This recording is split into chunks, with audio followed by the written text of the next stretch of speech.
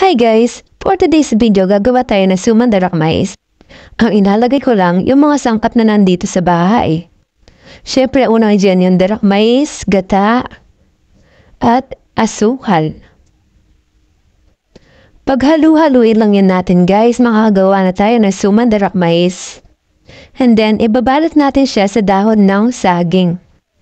Pagkakulo ng 1 oras or mahigit 1 oras, ito na ang ating finished product. Pasensya na at medyo napahigpit yung pagkatali nito. Nagmukha na tuloy senior citizen ang ating sumandarak mais. Pero wala sa itsura yan, kundi nasa lasa. Marami pa ng paraan sa paggawa ng sumandarak mais. Pwede tayo maglagay ng evap, or mas masarap yung kinayod na nyog. Ilagay natin yung kinayod na nyog. Tapos yung fresh na gata talaga. Masarap pang kalalabasan yan. Yung asukal natin, according to our taste. Lagyan din natin siya ng pinch of salt para di naman siya sobrang tamis. At ito na guys, kain na tayo. Pagkatapos ng sinangag, suman naman tayo ngayon.